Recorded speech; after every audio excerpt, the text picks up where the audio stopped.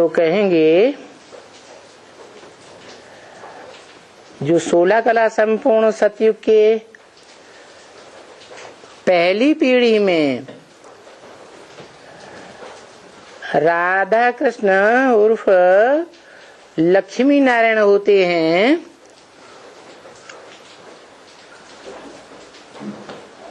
वो हैं श्रेष्ठ देवी देवता। और उनसे भी श्रेष्ठ कौन है?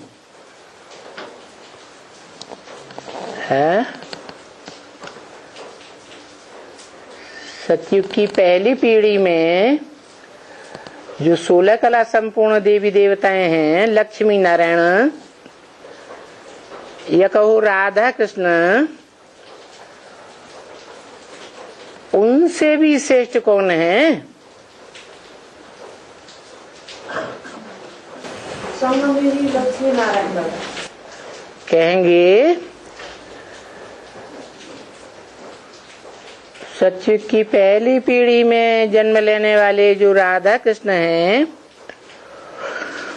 उनके भी रचयिता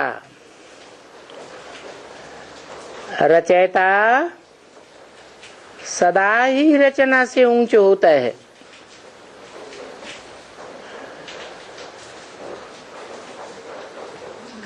और वो रचयिता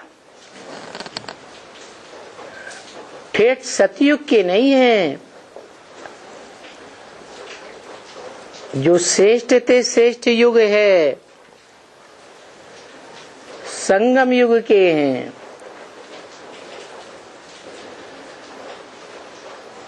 जहाँ साक्षात भगवान इस सृष्टि पर आते हैं।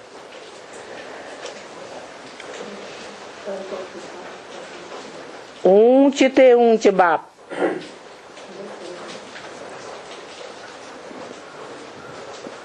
जिसका कोई बाप नहीं होता।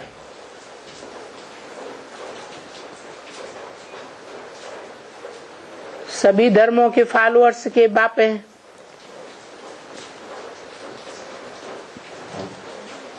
उन्हें कहेंगे great fathers, Ibrahim, Buddha, Christ आदि। परंतु उन्हें श्रेष्ठ नहीं कहेंगे, क्योंकि वो इस दुनिया में आते हैं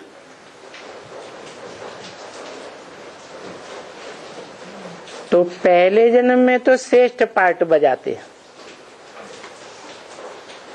जीवन मुक्ति का पार्ट बजाते हैं। परंतु उसी जन्म में संग के रंग में ऐसे आते हैं कि भ्रष्ट इंद्रियों से भ्रष्ट कर्म करते हैं और भ्रष्ट कर्म सिखाते हैं।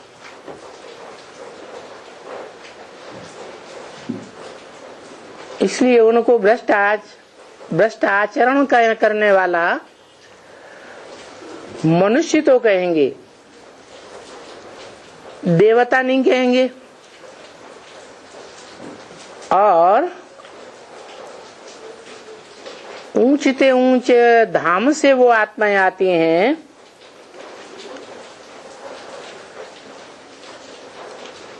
परंतु जिनका आधार लेते हैं, प्रवेश करते हैं, वो आत्माएं सतयुग से ही आती हैं। परंतु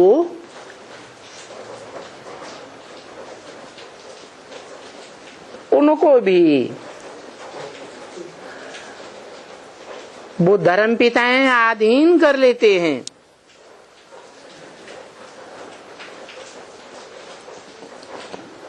कन्वर्ट कर लेते हैं, क्योंकि सतयुग में तो भारत ही था, वो भारतवासी थे।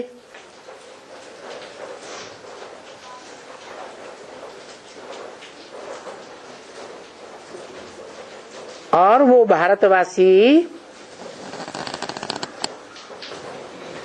जो नंबरवार धर्मों में कन्वर्ट होते गए,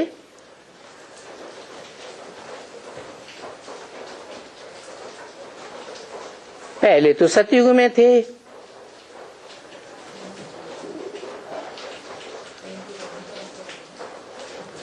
कहने के लिए सतयुगी देवताएं तो थे, परंतु ये कमजोरी कहां से आ गई? जो दूसरे धर्मों में कन्वर्ट हो गए, दूसरों से प्रभावित हो गए,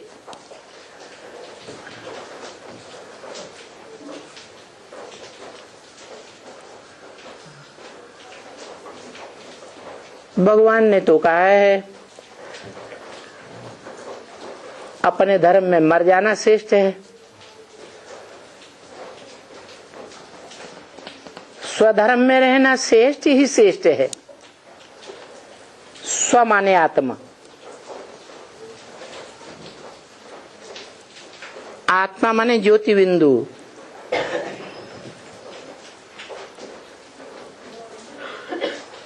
जिसे गीता में कहा है अणु अणियांसम अनुस्मरेत्य, अणु से भी अणु है। ऐसी चैतन्य आत्मा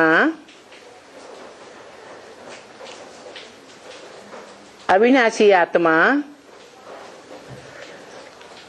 जो सतयुग से लेकर जन्म लेती आई,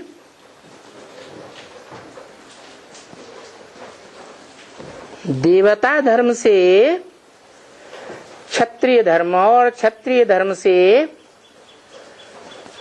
द्वैतवादी द्वापर युग में आकर के इन द्वैतवादी धर्म पिताओं के संसर्ग संपर्क में आते ही पराधीन हो गई,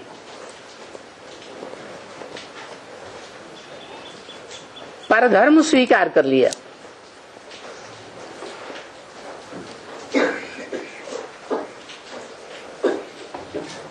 ये कमजोरी कहां से आई?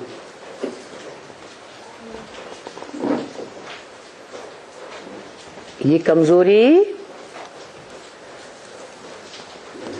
जब आत्माओं का बाप, जो बापों का भी बाप कहा जाता है, क्योंकि धर्म पिताओं का भी बाप, जिसे धर्म पिताएं भी मानते हैं, आदम, एडम,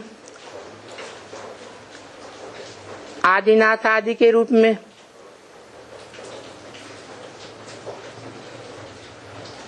परंतु वो आदम तो मनुष्य सृष्टि का आदि पिता है। मनुष्यों को देवताओं से तो श्रेष्ठ नहीं कहा जाएगा।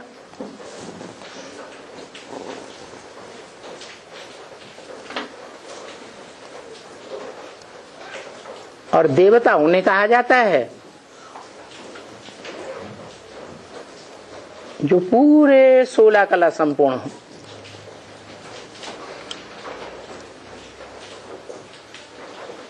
पहली पीढ़ी में सतयुग में 16 कला संपूर्ण थे,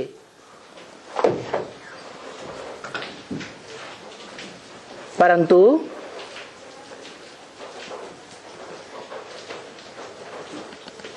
जो 16 कला संपूर्ण राधा कृष्ण या लक्ष्मी नारायण थे,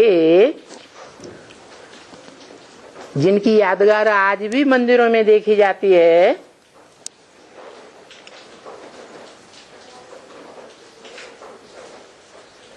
जहां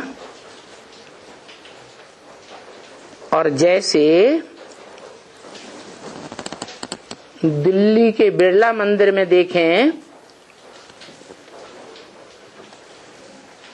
तो उनके 2 मंदिर बने हुए हैं यादगार। एक में संगम युगी विष्णु की यादगार रखी है, विष्णु की मूर्ति माना लक्ष्मी नारायण का कंबाइंड रूप,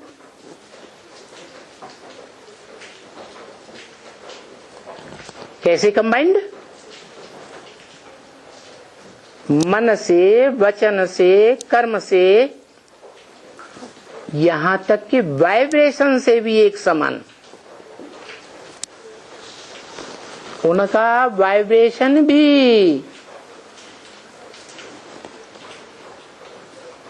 एक दूसरे से विपरीत नहीं जा सकता।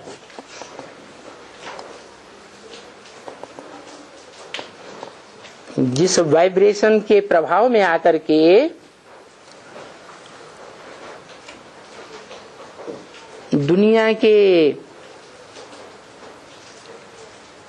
जड़त्वमयी बुद्धि वाले जानवर, पक्षी, कीड़े मकोड़े भी सात्विक आत्मा का रूप धारण करते हैं और सभी प्राणी सत्य धाम के वासी बनते हैं।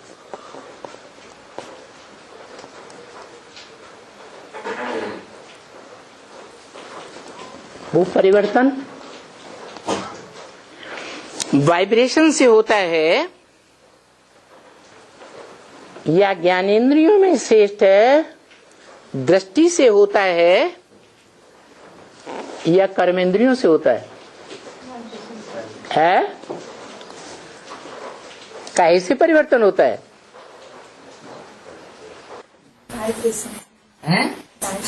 वाइब्रेशन से सारी दुनिया के मनुष्य मात्र तो क्या, जड़ जीव जंतु भी परिवर्तित हो जाते हैं। जो शास्त्रों में यादगार है कि ऋषियों मुनियों के आश्रम में शेर बकरी भी एक घाट पानी पीते थे। ऐसा वाइब्रेशन था कि शेर और बकरी में भी आत्मिक भावना आ गई।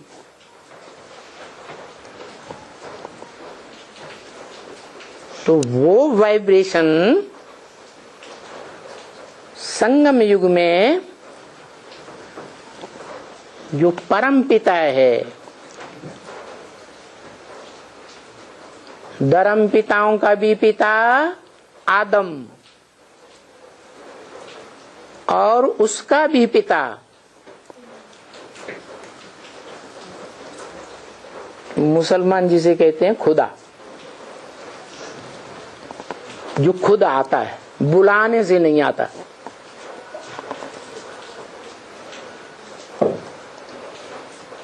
और हिंदुओं में कहते हैं सदाशिव।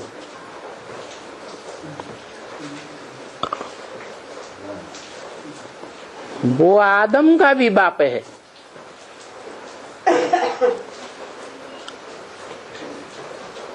वास्तव में कहें तो वही ऊंचे ते ऊंचे भगवंत है आत्मिक रूप में। परंतु आत्मा शरीर की बिगड़ कुछ कर ही नहीं सकती।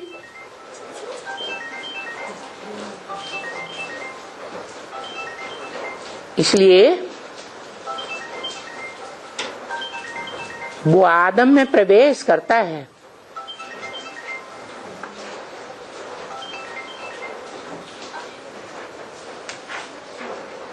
परंतु आदम खुदा तो नहीं है।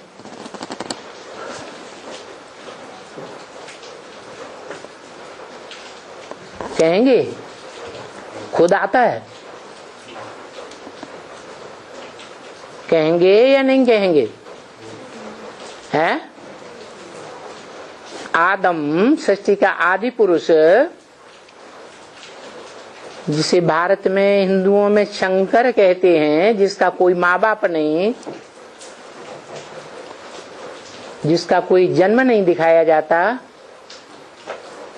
मृत्यु नहीं दिखाई जाती, वो आदम खुदा है या नहीं है?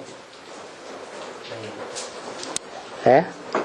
मुसलमान लोगों में तो बात आती है, आदम को खुदा मत कहो, आदम खुदा नहीं, लेकिन खुदा के नूर से आदम जुदा नहीं।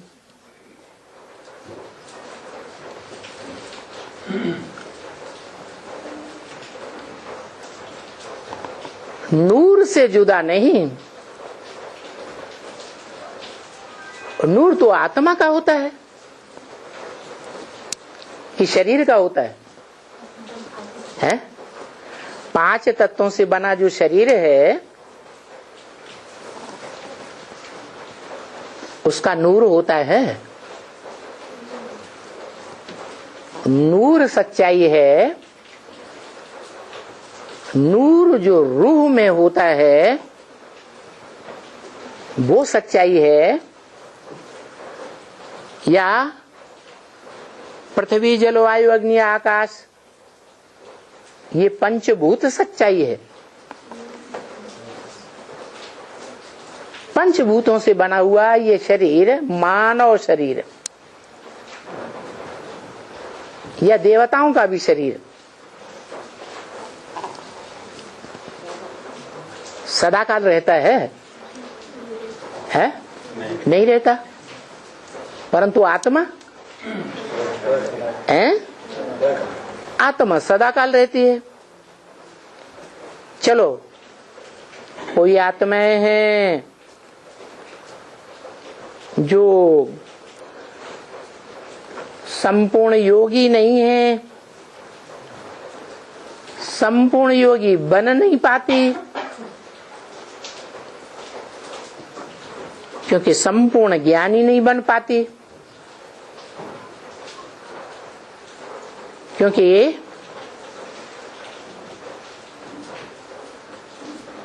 मनुष्य आत्माओं में जो मनुष्यों का पिता आदम है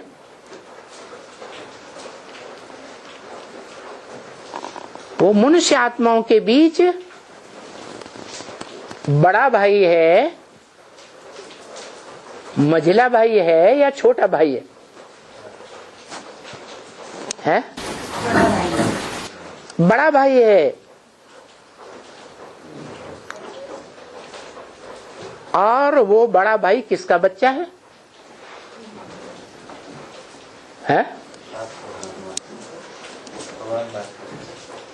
जो आत्माओं का बाप है, जिसका कोई बाप नहीं, उसका बच्चा है।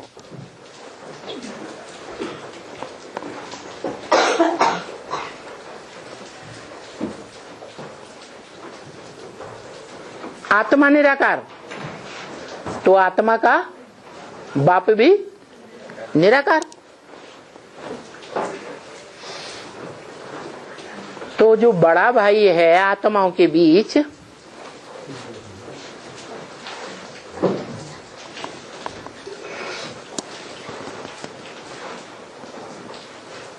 आत्माओं का बाप बड़े भाई को अपना निराकारी वर्षा देगा,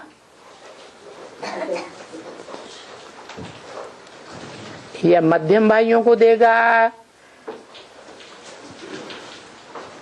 या अंत में प्रत्यक्षता रूपी जन्म लेने वाले भाइयों को देगा?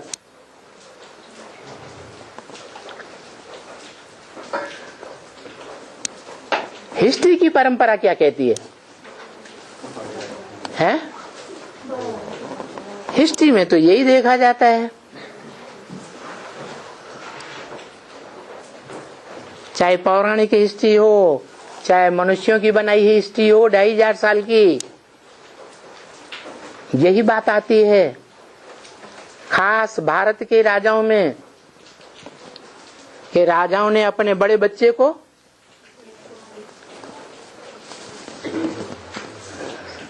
सारी बादशाही सौंप दी, लेकिन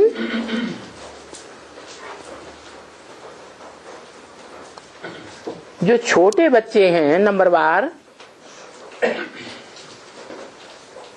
भाइयों के रूप में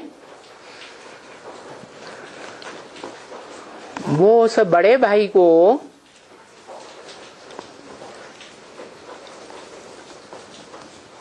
अपना बाप मानते हैं या बाप समान मानते हैं? बाप समान मानते हैं, बाप नहीं मानते। इसीलिए मुसलमानों में ये कहावत ठीक ही है, आदम को खुदा मत कहो। आदम खुदा नहीं, लेकिन खुदा के नूर से आदम जुदा भी नहीं है। ये कैसे? ये ऐसे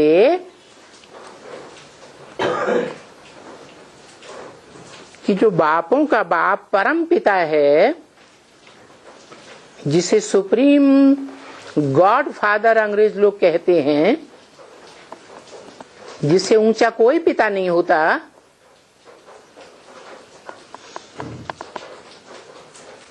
वो आत्माओं का बाप, निराकार आत्माओं का बाप होने के कारण निराकारी ज्ञान का वर्षा देने वाला है। कोई साकारी वर्षा देने वाला नहीं है।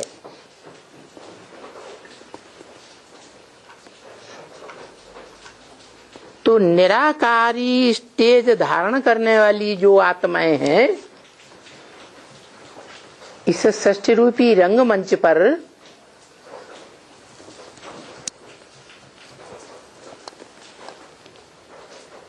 शिव बाप के दिए हुए निराकारी ज्ञान के आधार पर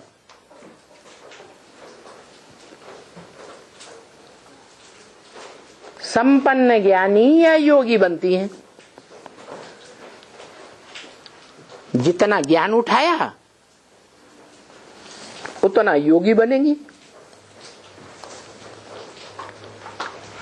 ज्ञान कम उठाया तो योगी भी कम बनेगी। ज्ञान माने ज्ञानकारी, ज्ञान माने जानकारी। काहे की जानकारी? सच्चाई की जानकारी या झूठ की जानकारी? सच्चाई की जानकारी। इसलिए कहा जाता है सत्यम शिवम सुंदरम।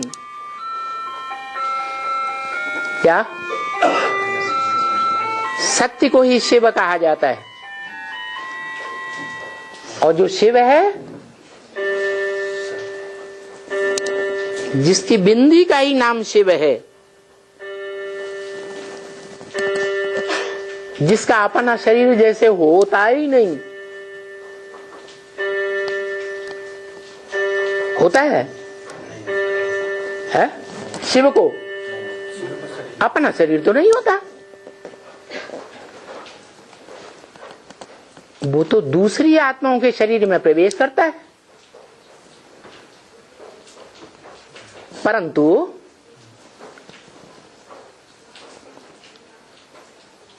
दूसरे को तो पर कहा जाता है। क्या? पर, पर माने दूसरा, स्व माने अपना।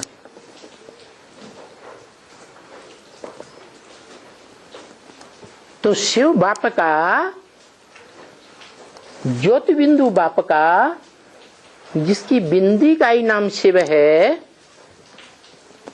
इस सृष्टि रूपी रंगमंच पर कोई आत्मा ऐसी नहीं है जिसके लिए वो समझे कि ये मेरा अपना है, स्व है। जैसे दुनियावी बाप भी अपने बड़े बच्चे को अपना सारा राजपाट सौंपते हैं, वर्षा देते हैं,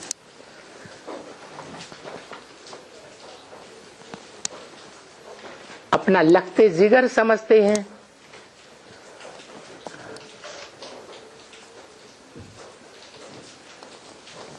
दिल समझते हैं।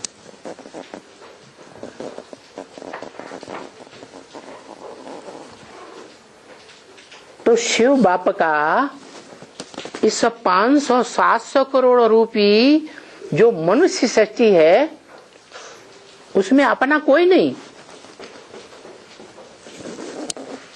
है। कोई है अपना या नहीं है? है? है?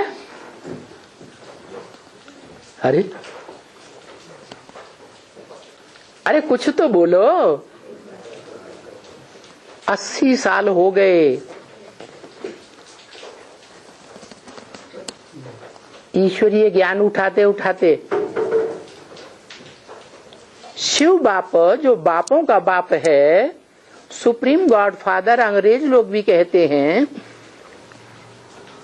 इतनी बड़ी दुनिया में उसका अपना कोई नहीं है आत्मा।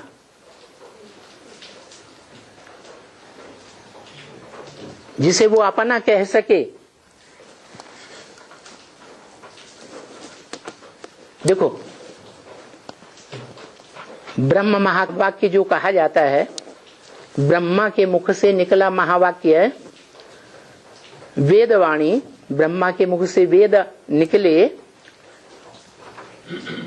वो वेदवाणी भी मनुष्यों की लिखी हुई नकली वेदवाणी नहीं, असली वेदवाणी। जिस ब्रह्मा में शिव प्रवेश करके वो वेदवाणी बोलता है, और उसमें भी पहले पहले गीता ज्ञान सुनाता है। जो बोला है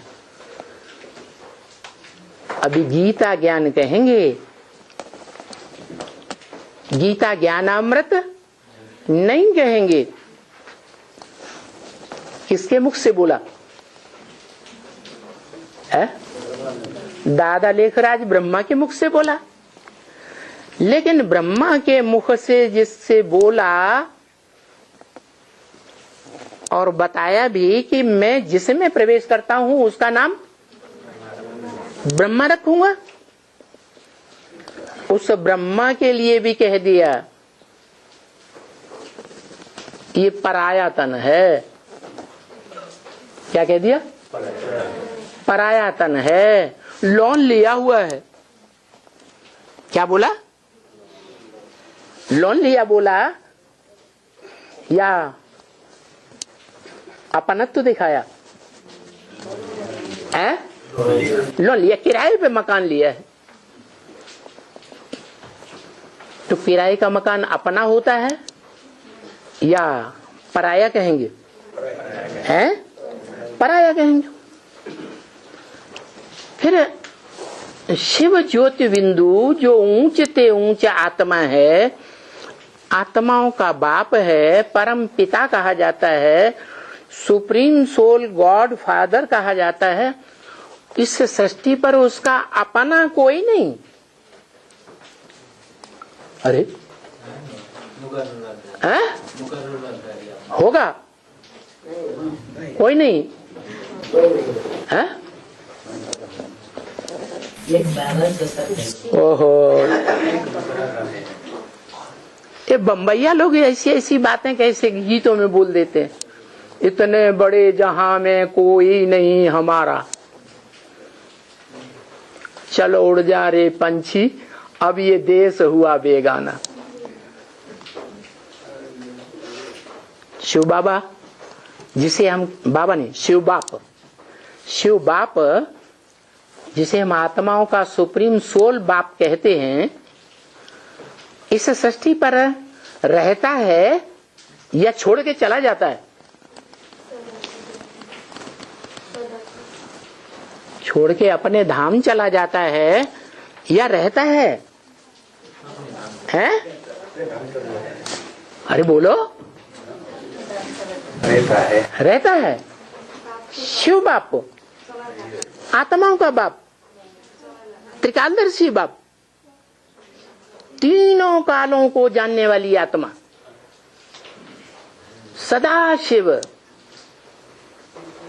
कभी शिव माने कल्याणकारी, कभी अकल्याणकारी नहीं बनता, किसी आत्मा के लिए अकल्याणकारी नहीं बनता है। वो शिव बाप इस सृष्टि पर रहता है, वो आत्मा इस सृष्टि पर रहती है, सदा काल नहीं। क्यों छोड़ के जाती है?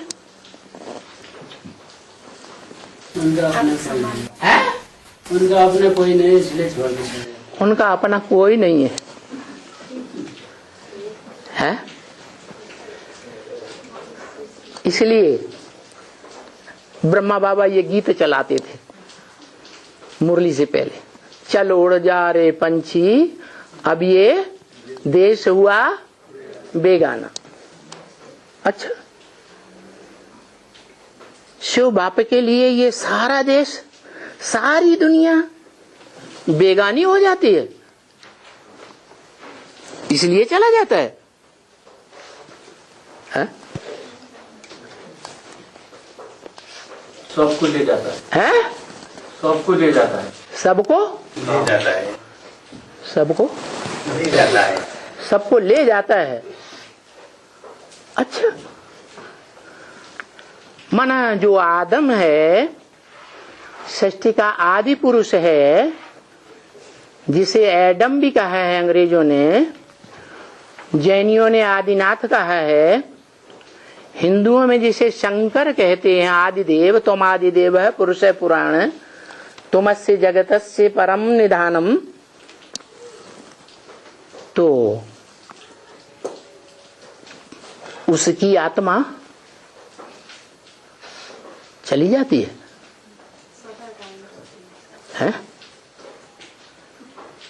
अरे शिव बाप के साथ आदम की आत्मा चली जाती है,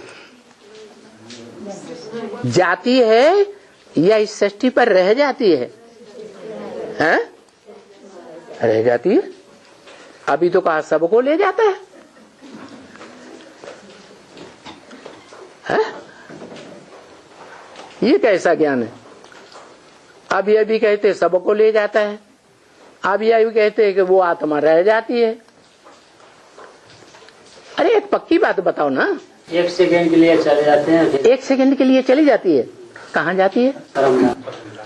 मन परमधाम कोई ऊपर है उस आत्मा के लिए, इस सृष्टि पर सदा कायम कोई आत्मा नहीं है। अरे तो 2 बातें हो गई ना।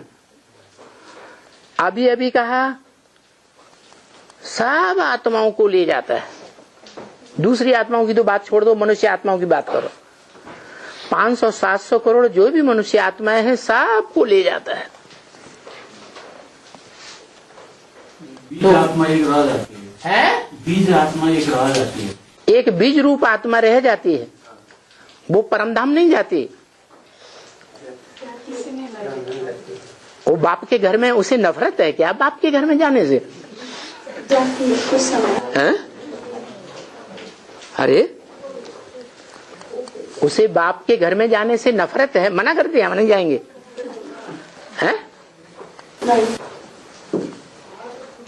फिर अरे बाप तो कहते हैं तुम बच्चे परमधाम को भी इस सृष्टि पर नंबरवार उतार लेंगे, कहते हैं या नहीं है? और सदाकाल के लिए उतार लेंगे इस संगम युग में, या अल्पकाल के लिए उतार लेंगे? है? जब परमधाम ही इस सृष्टि पर तुम बच्चों के लिए उतर आएगा, 100% इस सृष्टि पर परमधाम तुम्हारे लिए आ जाएगा, तो कोई और दूसरे परमधाम जाने की जरूरत है? अरे है या नहीं है? नहीं। तो इसे साबित हुआ कि शंकर जिसे भारतीय शास्त्रों में कहा गया है वो इस सृष्टि पर सदा काल विराजमान है। क्या? उसका नाश, नाश माने उसके पार्ट का नाश इस 5000 वर्षीय षष्ठ रूपी रंगमंच पर कभी होता ही नहीं। शास्त्रों में यही बताया है और बाबा ने भी यही बताया। एक शिव बाबा है जो इस सृष्टि पर सदा कायम है, बाकी इस सृष्टि पर कोई चीज सदा कायम है ही नहीं।